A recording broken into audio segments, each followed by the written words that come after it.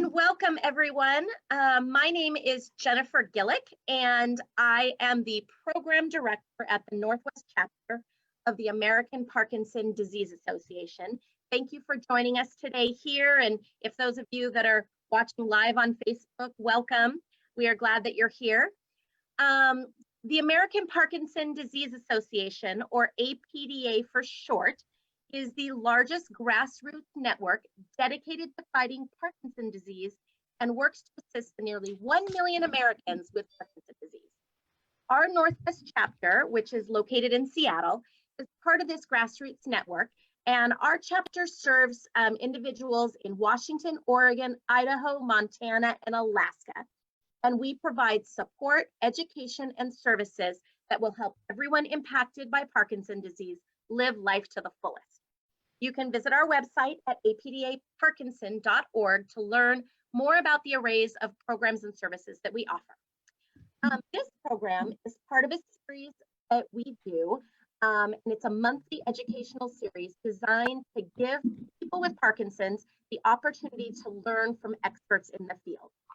We are aware and we know that Parkinson's is a complex disorder and that it affects everybody a little differently. And we at APDA believe that the more that you know, the more empowered you can become in living your best life with this complex disorder. Today's program is about home safety and how to recognize and fix potential home hazards. At the conclusion of the presentation, we will open the program up to questions. So you can use the question and answer feature at any time to type your questions into the box. This presentation is also being recorded and it will be available on the APDA Northwest YouTube channel early next week. So now, to get to the program, I am pleased to welcome Jay Berger. Jay is a physical therapist and co-founder of Virtual Care, a clinician-owned telehealth company that provides cost-effective, high-quality online programming and also connects patients to physical therapists, occupational therapists, and speech and language therapists to provide tele-rehab services over video. She holds a certification in a number of areas, including pulmonary rehab, and is a certified dementia practitioner. She has been a clinical educator and trainer most of her career to PT students, clinicians, and laypeople. She is well-versed in Parkinson's disease and has generously donated her time today to share with you her vast knowledge about home safety. So welcome, Jay. Thank you so much for being here. Thank you. Yeah, so I am going to exit the screen and I'm going to let you take over, and I will come back on when we do question and answer. So if you have questions, please type them into the Q&A feature. Thank you. All right, well, welcome and thank you for taking some time out today. I find this to be a critical issue to talk about for most anybody, how to age in place safely, but particularly when you have a neurologic disorder that's progressive, early planning is critical. So when you talk about aging in place, what you talk about is not only the ability to live in your own home and community, but to be able to do it safely, independently, and comfortably, regardless of your age, income, or ability level. And those are the key words: safely, independently, and comfortably. So when you talk about making changes, I say it's never too early. A lot of people do not like to face the fact that things are going to change. They change for all of us. I moved into a rancher knowing from treating people for years that it's always better to live in a one-level home. So it's not a matter of acknowledging that something's wrong and going to get worse, or it's worse now. It's preparing. You'll have lower costs because you'll be able to seek out referrals and make decisions on what you want. You'll have time to plan for what you want. It will be an assurance of peace of mind more than anything else, because for many of us, sometimes you go into the hospital and even temporarily, you need a different scenario. And the difference between coming home and being in an assisted living facility or a nursing home oftentimes is your setup.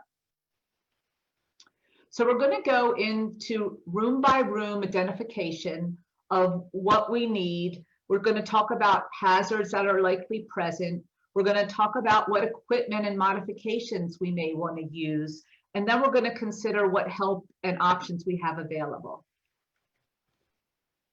So beginning with the outside of the home, most importantly is making sure that you have a nice lit area to get to your entrance of your home from wherever you're starting from, the car, the bus, whatever. You want to make sure that you can have it on when you need it. So I like the auto sensor ones, or the ones that are timed, but we all know that sometimes the weather doesn't participate like we want, and it can get dark earlier than we think. You want to make sure that you have your number of your house really well posted. The emergency tech people need to be able to find you very quickly, and they want to be able to find it without going several homes to find out which is the right one. And also, when you're looking at your pathways, all your pathways, if you can keep them as clear as possible, as smooth as possible, and free of any obstruction, including the shrubs. So if you have shrubs, you want to trim them back. If you live in an area that the branches fall down and the leaves get there, you want to make sure that you can try to keep it as clear as possible and wide enough for whatever device you're using, whether it be a walker, a wheelchair, or whatever. Other things in the exterior are, it's nice to have some type of traction on your steps. There are safety strips that you can get, like in the far left, that have some grit on them, but they also have that nice yellow color that gives you that differentiation and depth. And a lot of people lose their depth perception as we get older, just naturally from our age. Sometimes the lighting isn't as ideal as we like, and it's just one more factor for safety. You want to make sure that every exit that you may possibly use is able to be accessed safely. Very many times that access that you're used to planning on is not accessible for a fire or some type of an emergency, and you need to have another egress at all times. So if at all possible, try to make sure that you have at least 2 areas to get out of the house from different parts of the house. And that, again, that you have a clear pathway, that you can walk on it, that you can use your devices. The other thing is, for those of us that live in areas with snow and leaves, you need to have an idea of how you're going to clear your pathways. So a lot of times they belong to us, they don't belong to the city ordinance or whatever. So we're responsible to clear them. The other is that if we don't have somebody to clear them, we can't get out to the mailbox. Also, if you need to use the recycling or trash, you have to have a mechanism of how you're going to get it there and get it back in any weather if you can't do it. Also, talking about exits and entrances, you want to make sure that you use things that are easy for more than just yourself to get in and out. A lot of us would obviously lock our doors, but there's many things out there that you can lock your door safely, but you can give it accessibility to other people. There's pre-coded ones. There's ones that have a remote sensor, and you can even see in the peek hole who's there. But there's a multitude that we can't even cover in one session of all the different adaptive devices that are out there to consider that better than just having a key under the rock. The other is having lever arms, things that you can easily push on or pull on without having to use your arms to twist them. When you're considering steps or any transitions of different height, you want to make sure that you pay attention to how you're going to bridge that gap. If you look in the center, there are some things that you can get on Amazon even to just bridge that gap and make it so that it's a fairly smooth transition over your threshold and over certain areas that aren't perfectly square. If you're going to do a ramp, there are the ones that you can get. Sometimes you can just get the ones that are prefabricated, and you could use that to hold on the top step and go down to the bottom base. But if you're going to have something built, make sure that you have it built to code. It's really hard to push or pull somebody up and down ramps of any higher incline than this. The other thing is, if somebody's still independent, it really affords them the opportunity to stay independent if the incline's not too high. You'll hear this over and over again. I've never heard a therapist not say it. please remove your throw rugs. We want you to remove your throw rugs because if you notice what's happening with this woman, it happens over and over and over again. It happens with the foots of the feet, the glider feet of the walker. It happens just because it's curled up a little bit. So one way we get rid of fall risk is to get rid of any opportunities. And they are notoriously one of the biggest reasons for fall risk, even the large area rugs. So if you have to, what I would do is tape down either with double stick tape or with tape like they're showing in this picture. But you want to make sure that those edges won't roll up. Light switches, you want them to be about at waist height, that they're accessible to you. It's nice to have that there's a light underneath of it or nearby with a night light so that you can always find that source. And a rocker switch is a very easy way to hit it on and off. There are also electronic means, again, of turning on and off lights. There's electronic sensors with a remote. There's the clap type, there's the talk type, and certainly there's the devices like Siri that you can just ask her. But it's always nice to have a couple of means if electricity goes out. Last, if you have electric equipment, electric cords, which we all do, best would be to put them again at a very accessible height. If you cannot and they're on the floor, please be careful that the cords are taped down or moved away from your footpath. They're very easy to step on and trip. Also talking about indoors, you want to make sure that you can get through whatever door and a hallway that you're going to be in, whether it be the bathroom, the living room, the kitchen, the bedroom, whatever. And so a lot of us don't live in those beautiful large homes that were set up for ideal situations of 36-inch wide doorways. I have a rancher that is very not to code, and you need to have something that you can get whatever device you are using in and out of that area, be it the hallway or the doorway. There are ways that you can adapt the door with offset hinges that makes it come a little wider. You can take off the door and put a rod and a curtain down if you want. And certainly you could go through modifications, but sometimes the modifications aren't affordable for us. So try to keep it thought about that ahead of time, that it may be fine for you to squeeze through now when it's just you. But if it's you and a loved one, if it's you and equipment, it's going to make a change in how much you need. Certainly general safety of keeping things in the home that you would need in the case of if the lights go out, if there's a flood or a storm or something, having fire extinguishers in areas that you possibly could have a fire, like the kitchen, flashlights with batteries that are working. Make sure your smoke alarms and your carbon monoxide alarms are working well and the batteries stay in good shape. And just some simple things like maybe some canned goods and some water that you have stored. Always important to be ready. Also indoors is we all have different ways that we use communication. Most of us use a cell phone now. Cell phones are great, but they drop easy. So keep that in mind, that you have an accessible phone nearby to you at any time, but it has to be charged and it has to be able to be accepting of receiving and providing you to get calls out. Also, you want to have the night light or some type of a switch right by the bed so that you can also turn on and off the light. There's some evidence to show that lighter rooms don't cause freezing as much.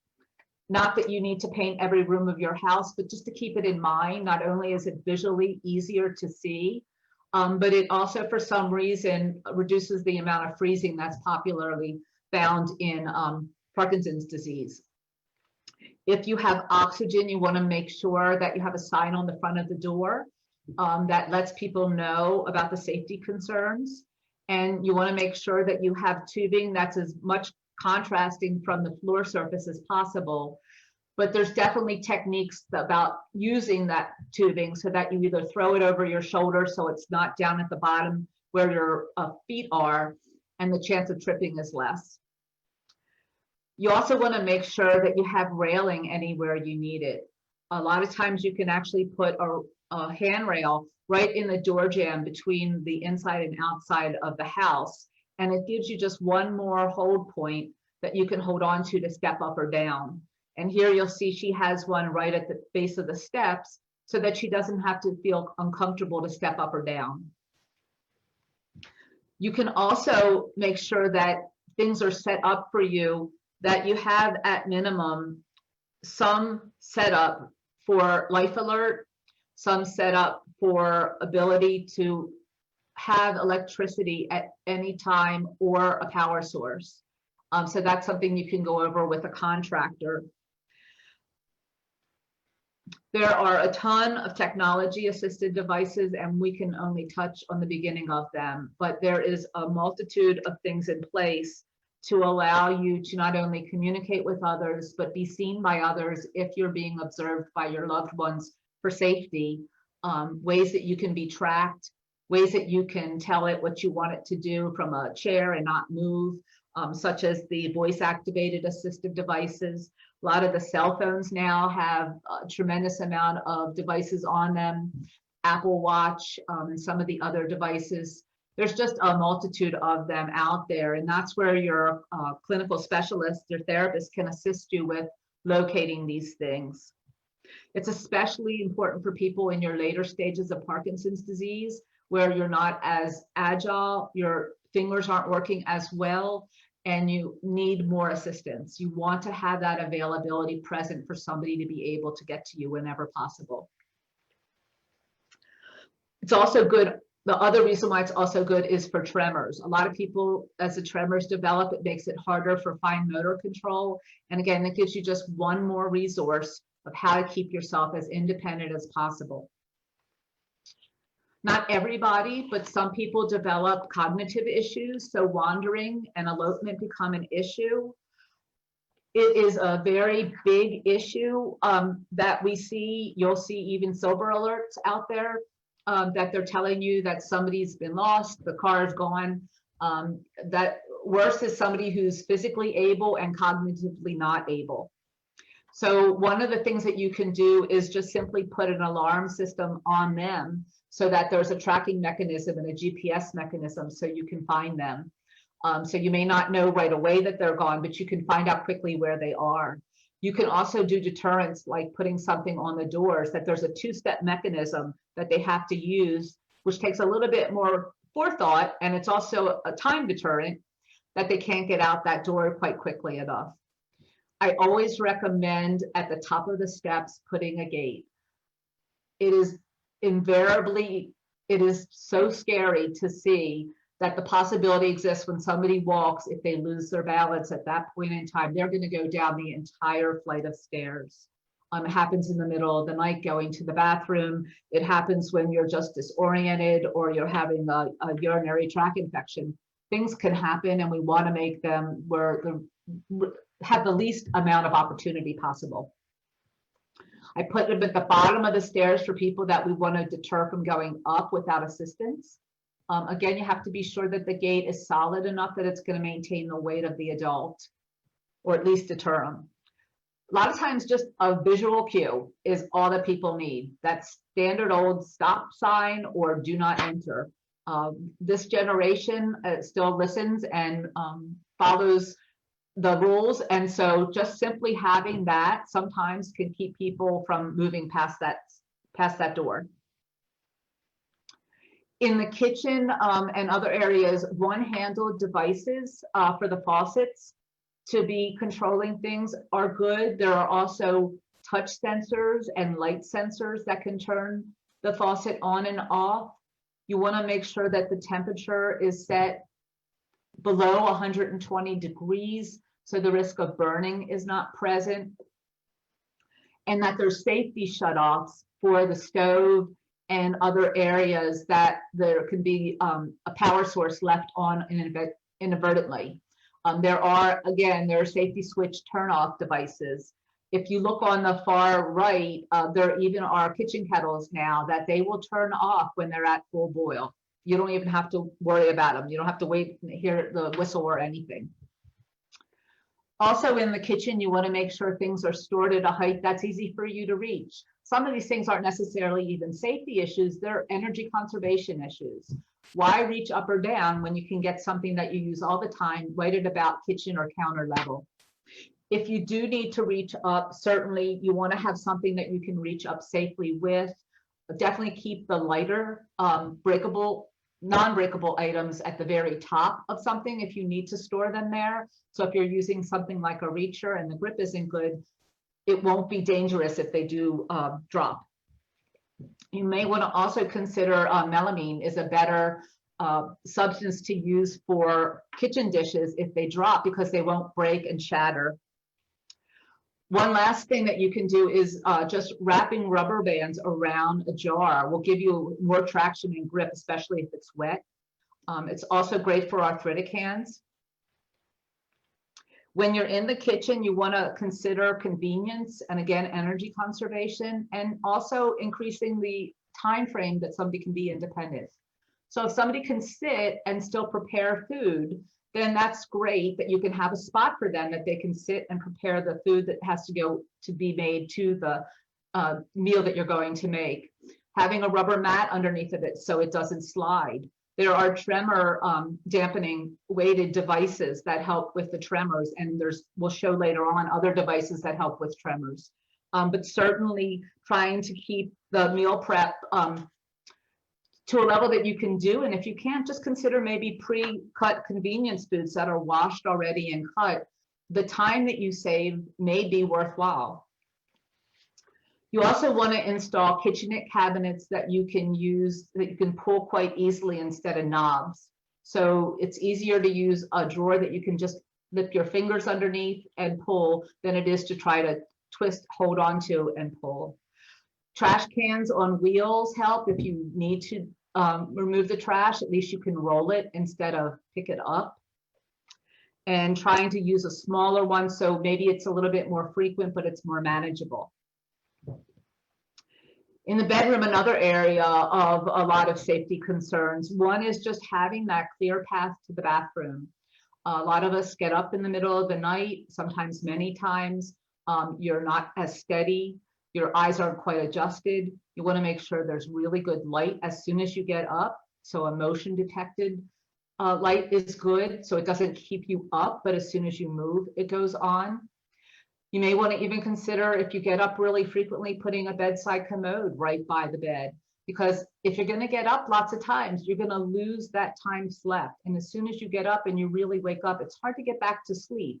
And sleep's a very important thing to have. It's considered the sixth vital sign. You want to have a flashlight and a phone available to you right by the bedside table. A water bottle is also good, or at the very least, keeping the head of the bed up if you have trouble with your blood pressure.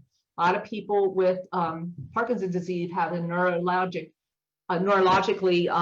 developed orthostatic hypotension, meaning that your blood pressure drops when you raise. So if your head's already up a little bit and you can increase your volume of your blood with fluids, that drops that opportunity to have as big of a drop and as much of a safety issue. You can put blocks or wedges or something underneath the mattress and do the same thing as a sleep number bed. And if you want something like a hospital bed, again, you could do the same thing, or you could have the ones that tilt up. Make sure that your corners of your bed are tucked in. I've seen multiple people of all ages trip over those corners. It's important to have everything off of the floor and a clear path, just like we said before. Well lit, clear path, wide enough to handle whatever the devices are that you're using. So we don't want to have you abandon that device at the bottom of the bed and have to scoot forward without one. You may want to consider using loose sheets so that you don't get as tangled up in them, and then you can just put them on or take them off as you need them, and reduce the chances of your feet getting caught. Another thing that's not really a safety feature all the time is you can cut one of those swimming noodles in half and put it underneath the mattress cover to provide a deterrent from somebody rolling off the side of the bed. And then obviously, not obviously, but the opposite would be to put a slippery sheet underneath somebody so that you can roll them a little bit easier. There are many platforms out there that you can use to try to get yourself up on the bed a little easier. You want to be able to get your feet flat on the floor, if at all possible, when you're sitting over the side of the bed for safety. And if you can't do that and you can't lower the bed, having one of these platforms that you could put your feet on helps you with the transition. It also will adjust, a lot of these will adjust for you to the height that you need.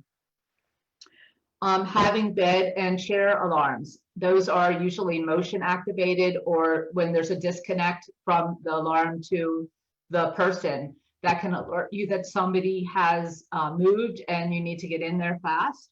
Or if you're trying to just maybe even record a message, you know, Joe, please sit down, I'll be right there, and give them that kind of assurance to just sit back down and give you some extra time to get in there if their safety is an issue if they get up on their own. Closets need to be reachable. Clothing needs to be reachable in general. So if you want to set yourself up for maximum safety and independence, having that second rod that you can reach things at your height and at your waist level are good. Maybe changing the drawers around so that the things that you need the most are at the top and the things you need the least are at the bottom. If you have anybody with cognitive issues, please remove or lock up any guns or possible weapons. People get into a delusional state and they're not in normal safety place of mind, rather. So we really want to make sure that we remain safe. When you're in the living room and family room, a lot of us have seen these elevating chairs, and they're wonderful and they're terrible. I love them that they help people get up. I hate them that they let people get them up without using their muscles. So my recommendation is always keep it as low as possible, that you're still using whatever muscles you can to get up. Use it as an opportunity to assist you, not to do it for you. You want to make sure that if you have chairs that they're not rocking, that they have armrests if at all possible, and a firmer surface is going to be easier than a soft surface. But most importantly, if your knees can be at the level of your hips, your chances of getting up are going to be a lot better than if your knees are higher. You can also build up the surface of the, just simple with putting another cushion down sometimes, that you can raise the surface and make it easier for somebody to get up. Again, you want curtains off the floor. You don't want them to be near portable heaters. You want to make sure oxygen is stored safely and well ventilated. And in general, just room that you can move around in freely. And again, thinking 5 years ahead, that maybe you'll need a wheelchair at some point in time, that you can navigate around all the areas of the home with the wheelchair, including getting from the hallway into a room. One of the devices that we'll show later does this electronically, but we use this as a means to help people to move through the transitions and not freeze when there's a change in the surface. Simply putting a tape down for continuity is one mechanism that you can do to help somebody not get stuck going from tile to carpet or whatnot. When you go to the stairs, again, we want them well lit.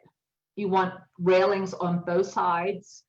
We want to make sure they're non-slip. If you have carpet on the steps, please make sure it's well secured at all points. Non-slip tread sometimes is really good. There are tape that you can put down, again, on the edges. It may not be as attractive, but visually for somebody, especially somebody who's scared of falling, that level of security and that perception that it gives them is incredible. There are devices out there. Most of us are familiar with the stair glide, but there's also something called an assist-a-step. And I don't know much about it, but again, there's tons of objects out there and ways in which we can get around our environment. So that's where you want to touch base with the pros and let them look for you. You want at all possible to have two firm, well bolted in side handrails. Getting up with one rail is not preferable. It makes you twist and you need to then use your footing a little differently. You want to make sure that the proper height. Again, I like those tops of the stairs to be secure so that somebody doesn't accidentally fall down them or go down them when they're not safe to go down alone. But you also want to have those lights at the top and the bottom of the stairs.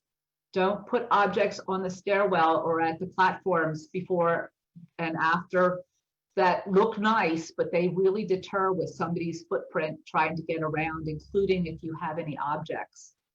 If possible, have somebody carry things for you so that you don't have to carry them would be another thing. And just having a chair on the platforms or at the bottom and top of the chair is just nice to have, to be able to sit and rest. If you just feel like you're getting tired, you'll have trouble getting up and down, but you have a place that you can just take a break for a second and prepare again to start moving.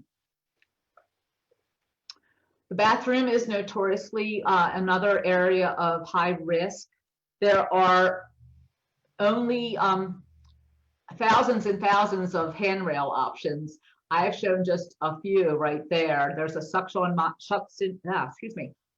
on model that if you use that and it does secure, make sure it secures firmly and check it every day because they do lose suction over time. So they can be really nice to use.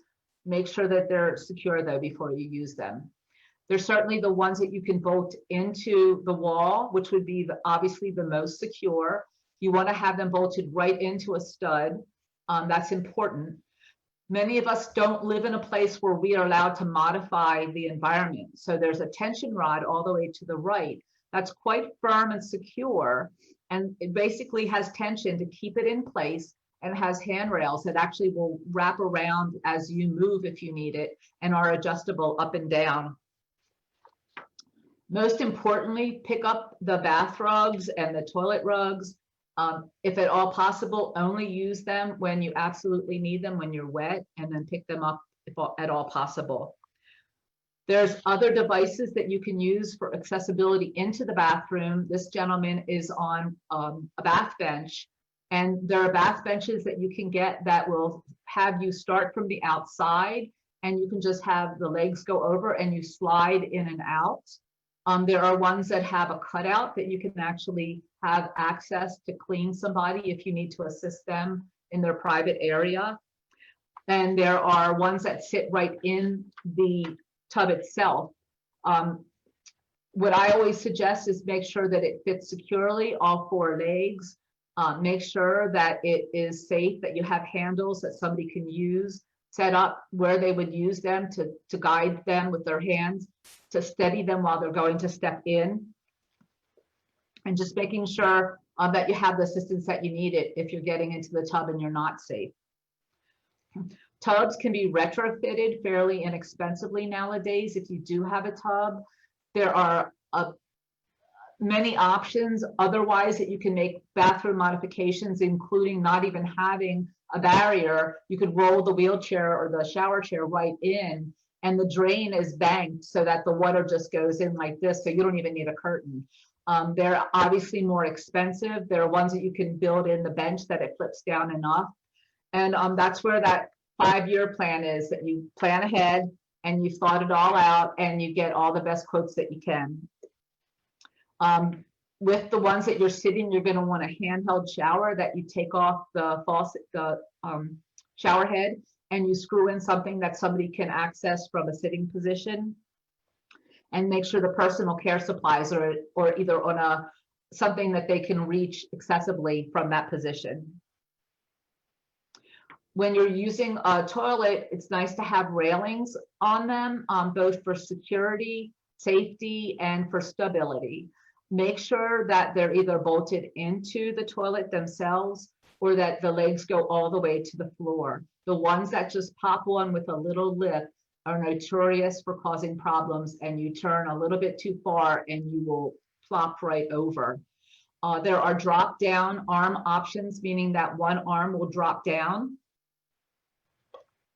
and they are height adjustable. So you can make them up higher if you have trouble getting up from the floor.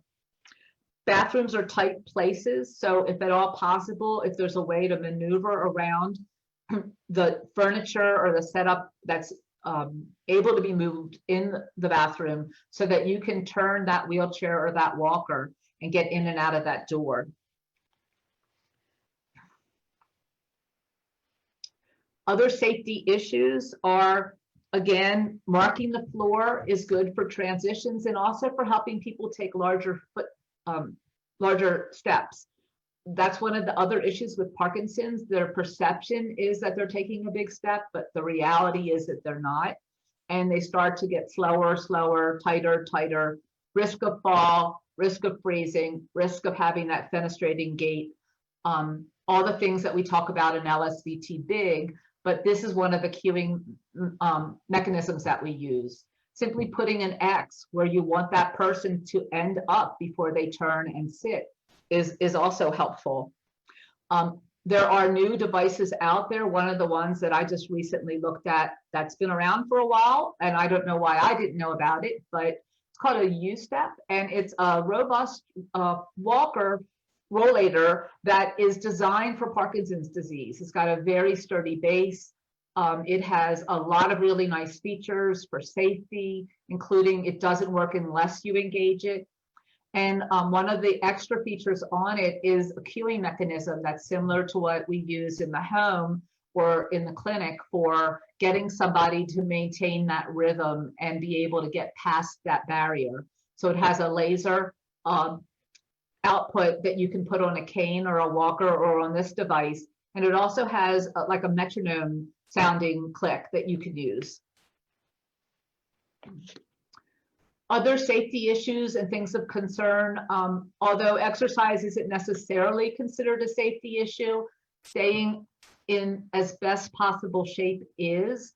There's evidence to show that staying physically healthy helps keep you cognitively healthy, helps keep your Parkinson's at bay. And there's a lot of evidence now to talk about how even short bouts of 15 minutes can make a major change in things, but it will also improve your gait and your mental capacity. So enough said about exercise, but also considering having all the information that you need for any emergency tech people or caregivers as far as life desires, end of life desires, DNR, notifications of medications that you need to take with you to the hospital, and so forth. Again, going back to staying ready for any occasion, having a little bit of the things that you need placed away that you have safe and available to you when you need it. This is one of the things on the far left bottom that is used to help dampen tremors. There are several, if not many, out there. They all have their pros and cons, and they all have their cost barriers. Sometimes just something as simple as weighting something or putting a light weight on the wrist of the person who's tremoring can make a difference. Again, you always want to have an exit strategy, whether it be somebody that you know that you can talk to come get you or help you, whether it be somebody just to check on you and make sure that you're okay. Just having some type of a code set up in your cell phone that you only push one and it immediately goes to the loved one you need to contact, or 2 for 911, or 3 for the fire department. The fire departments usually gladly will come to help you if you have trouble getting up from the floor, but they really request that you call the fire department themselves, not 911, unless you're injured. Medications actually are one of the biggest causes of falls. We need to take sometimes, but we sometimes take too many. So just even going to the doctor and bringing all your medications and having them review them again and say, you know, do I need all of these? Are any of these going to interact with others? You know, are these all things that I need to take? They can also be the cause, and they typically are the cause of what they call the involuntary movements or dyskinesias that you see so often in Parkinson's. So Parkinson's medicines cause them, and sometimes they cause even worse tremors. Sometimes they can be modified a little bit if the neurologist knows about them. There are a plethora of devices out there to help you with medication management, whether it be yourself or the people who are helping you, that will either lock them in place so that they can't be delivered early or taken wrongly. They can alarm you when you need to take them. They can help with other people to share that everybody else knows what you're taking. And just simple things like a smartphone or the watches that are out there also will do it. Again, there's technology assisted devices. We wouldn't be able to go all into them in just one particular talk today, but there are ones that send information to your phone and your computer. There's ones that will detect any minor change that's sudden and abrupt that will let somebody know to at least call and say, hey, are you okay? There's software so many people can coordinate care. Voice control devices, things that will set the alarms on, set the lights on, set the temperature controls on, set on the smoke alarms, monitor your heart rate, etc. When you're thinking about modification tips and considerations, there's always a cost involved, either of your time or your money. Again, planning ahead, making sure that you've thought through 5 years in advance at the very minimum of the worst case scenario. And hopefully it never happens, but if it happens, you're ready. And you're ready so that you can stay home as long as possible for you and your caregivers. So having some skilled professionals to come and assess your home for anything that's unique to you, getting multiple estimates and looking at them and getting recommendations from multiple people. You start to hear a trend, you kind of know that that's a given that you need to do that. Shop reputation and costs and warranties, and get everything in writing when you get a quote. Don't forget about loan closets and clubs and friends, and the APTA has a patient aid scholarship fund, just like many other groups that will provide financial assistance for you, not only for things such as equipment and transportation and personal care, but also for wellness. The other thing is, excuse me, my alarm's going off to tell me we're done. You want to make sure that you consider 5 years down the road. I can't say that enough. The other alternatives, you could move in with others, you could downsize to a condo or an apartment, you could go to assisted living facility or somewhere that transitions into one from an independent living facility, buy long-term care insurance, or just do nothing. So in conclusion, the question is, are you ready? Strive for the ideal. Don't underestimate the unknown. We don't know what will happen in the future. We hope it never does, but if it does, we want to be ready. So get help and don't wait till it's needed. Thank you. Thank you so much, Jay. That had a lot of information in there, wonderful information. And I want to let you guys know online that I will be posting these slides and along with the YouTube video of this presentation. And Jay has also made notes in the slides that I will be posting. So I probably should have said that at the beginning in case you were madly taking notes, but will be there for you for later reference. So we have entered the Q&A portion of our program. So there's a little Q&A box, a little box down at the bottom of your Zoom screen. You can enter a question. So if you have a question for Jay at this point, go ahead and enter it. And I'm going to give us a few moments. I wish I had the Jeopardy music in the background to play for you, for you to type questions in. So I'll just give you a moment to do that. And maybe start singing to you.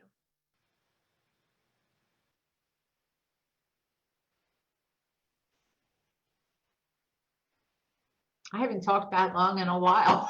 Yeah. Take a sip of water, Jay. My tongue was starting to go. It's like all the community talks that I used to give are closed right now. Yeah.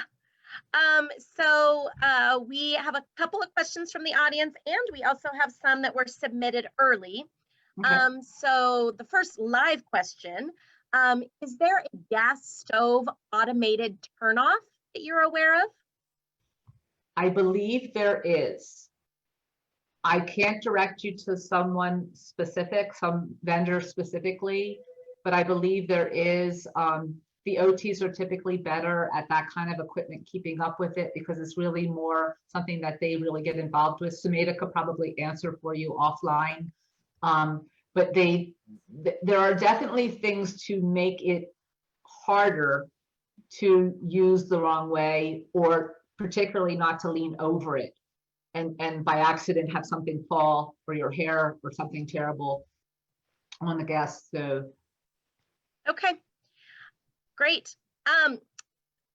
What recommendations, and I just unmuted Sumeda, who is the occupational therapist that works with you, Jay. So if she wants to pipe in, she could do that, or she could type it into the Q&A as well, if she has any other recommendations. Do you have specific recommendations for people who, it says along, but who live alone, I think is what they're asking?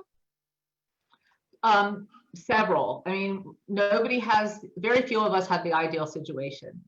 So we recognize that, and we run into it all the time. The only thing that you can do, well, not the only thing, some of the things that you can do is have some of those safeguards in place.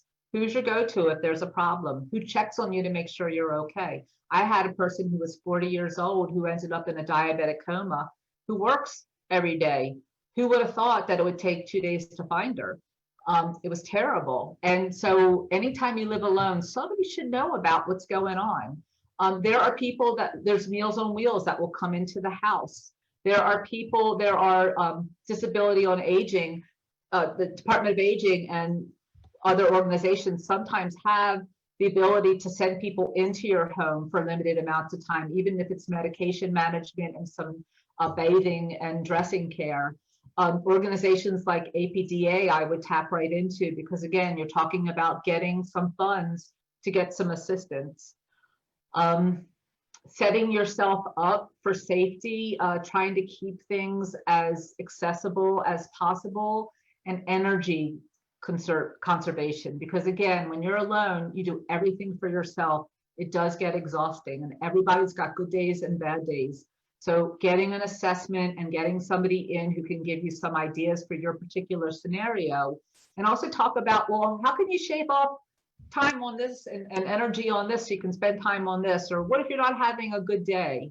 Those would be some of my suggestions. And again, it's hard to go in depth without going into the specifics, but that's a perfect reason to bring somebody into your home or over telehealth and talk about your situation and what you need so that you're set up well. Yeah. And I'll just make one comment as far as the APDA goes.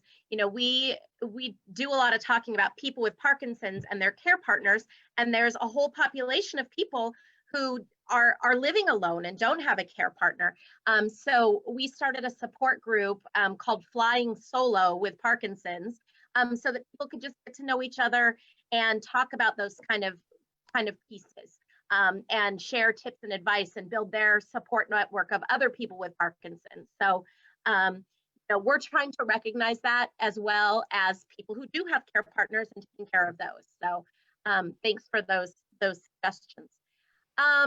So we did have some questions about balance, and having some troubles with balance, and number one, how to regain those balance issues, and also what kind of safety precautions, and you went over some of this in your presentation, but what kind of safety precautions to take if your balance is compromised?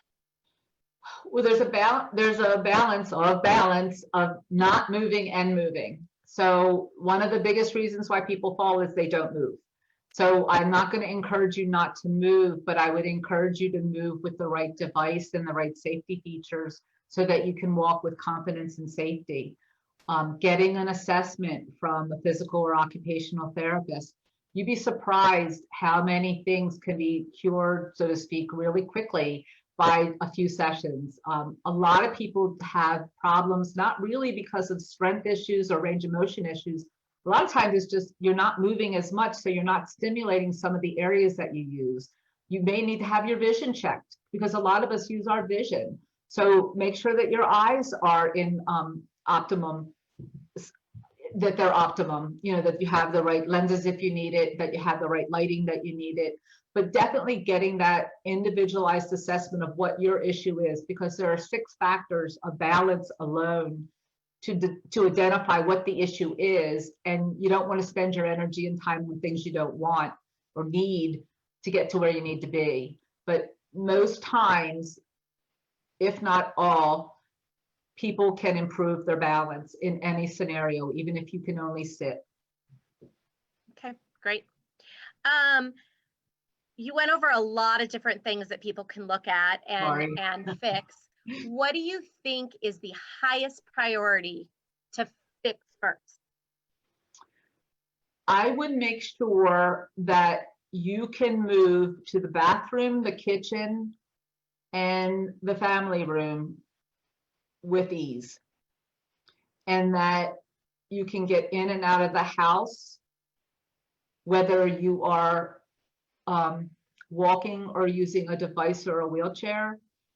And I guess the third, and Samita can speak also to this, is making sure that you have the pathway set up. So many people have a lot of really nice decorative things, but they are such big deterrents. There's enough with the dogs and the cats and the kids and the toys, trying to keep that pathway safe, because even if you aren't having issues related to Parkinson's, we've all tripped. It's a question of if you trip, fall, and hurt yourself, and we don't want to get there. So we just try to remove whatever barriers we can. Right, great. Let me see. Do you have any suggestions beyond what you've covered about split level homes? Tons of them. There's a couple different kinds of when I think of split level homes, but basically you come in and you go one way or the other on stairs, which in and of itself is kind of problematic. Again, it's looking 5 years down the line, because if you have the ability to get something to transition you from the bottom to the top, like a stair glide, or something as simple as modifying the room that you do go on and make that your main room so that you don't have to go back and up. That would be one thing. Making sure that the rails are really secure and that you have the pathway to sit at the bottom and sit at the top if you need it. Again, we don't live in an ideal situation. Very few of us have the funds to have 3 homes and have the ideal situation. So it's a matter of having that clinician come in and work with you and assess your situation, make sure that it works for you for now and looking at down the line. And again, I find I have a friend who has advanced ALS, and I've been trying for 5 years to get them to live on the first level. And the mindset is, oh my God, I'm getting worse. I don't want to address this. But the problem is it's there, and now she doesn't know what to do. And so if you can think ahead of what you may want and get the means to have somebody come out and assess it, it's worth its weight in gold. So Samita just popped on. She's the other person that you see up here. And Jay's a physical therapist and Samita is an occupational therapist, which from my work with APDA and Parkinson's, in my opinion, this is only my opinion, but occupational therapy is one of the underutilized sources in Parkinson's, because I really believe, this is my soapbox, but I really believe that they have a lot of tools and suggestions and ways that can help somebody be independent and make things easier. And you still work on walking, believe it or not. Yeah, exactly. So, hello, Samita. Thank you for joining us. Do you have anything else to add as far as some of the questions about, the balance and the split level house? And the stove. The gas stove. And you're on mute, by the way. Sorry about that. Sorry about that. Thank you, Jen, for having us over today. It's a pleasure. We are from Virtual Care and we provide online therapy services. So there are devices out there which you can attach to your stove, which can turn off, and I can send the list to Jen, which she can share on the page. And again, as we said, there is a lot that people, if you want to stay longer in the house, safety comes first. And the reason why people end up going to a higher level of care or needing more assistance is basically because when they cannot function and they need more assistance. And we are here to make sure that you're safe. And as a APDA invited us over because they wanted us to give you feedback and how we can, as clinicians, help out there. I agree with Jay, what she said. I think you want to make sure you have clean air pathways in your house. You want to make sure there are no loose rugs in the house. That's the biggest issue. A good non-skid mat in your showers and a good non-skid mat outside the showers. Those are the biggest reasons for falls. And we have seen it again and again. Those pretty rugs, they look pretty, but they're not functional. Yeah. And we would love to keep hearing more questions. If somebody ever has a quick question they need to ask, you can always call up our website, reach out to us. We are happy to answer those. Great, thank you. I have 3 more questions from the Q&A that I didn't see earlier. But before I get to those, I'm going to give you a second to just give your elevator about what the heck is virtual care. You know, there's lots of great physical therapists and occupational therapists to see in person, and you guys are doing something unique online. Yes, so virtual care is a telehealth platform. We provide occupational therapy, physical therapy, and speech therapy services in your home, because we understand as clinicians, both Jay and I have worked for more than 30 years each, and we understand that it is hard for anybody with any disease process or even elderly to leave the house, and their transportation is an issue.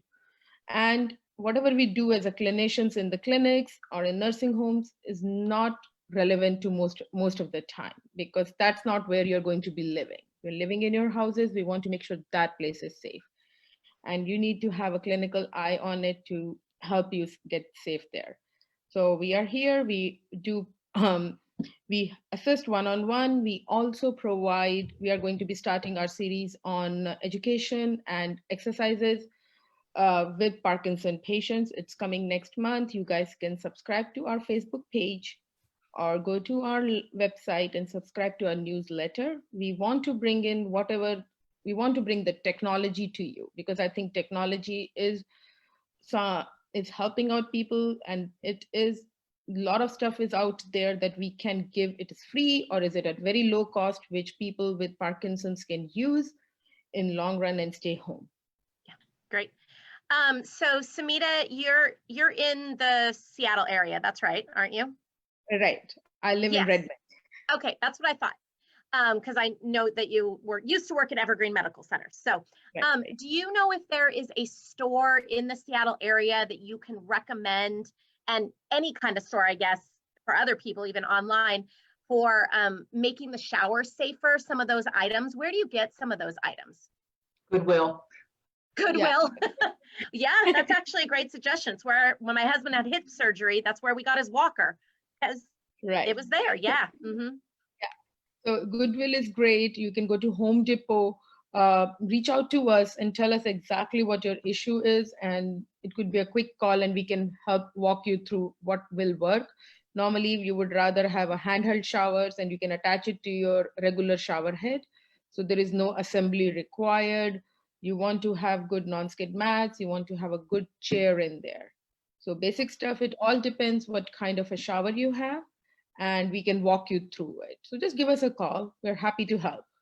Yeah. Okay. The thing also is that you'd be surprised how many people have it in their basement. They have 3 walkers or 4 walkers. So if you go to your neighborhood, you know, like they all have their own neighborhood systems for online, or even Craigslist or whatever, or your local Rotary clubs or whatever. There's so much equipment out there that people don't even know what to do with, and nobody takes it anymore. So they're happy to get rid of it.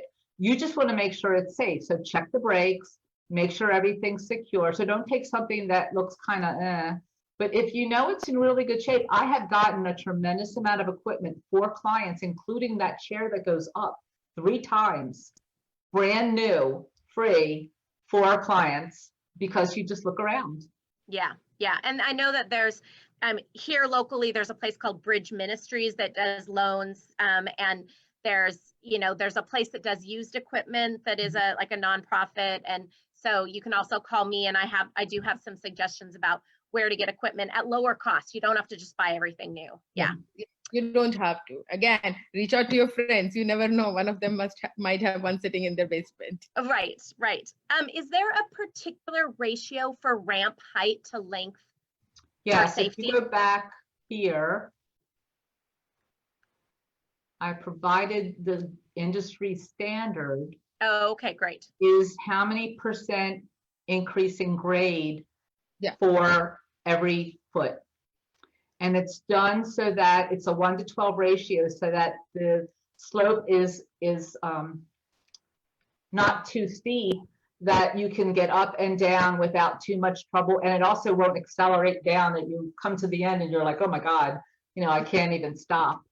Okay. So that's the industry standard, and that's the recommendation, that if you can at all achieve as possible. Sometimes it's not going to be one straight swoop. Sometimes it's going to be, it goes down, there's an embankment, and it goes down again. And that's where it helps to have somebody who does handicap accessible homes all the time. Don't get the guy down the street who says he can do it, because I have seen them butchered so many times by people who really don't know what they're doing, and they don't get them the best stuff. So a lot of times you can get the best stuff less if again, you shop around, do your due diligence, take your time. That's what's so important about this class, is to try to learn. Don't wait. Please don't wait.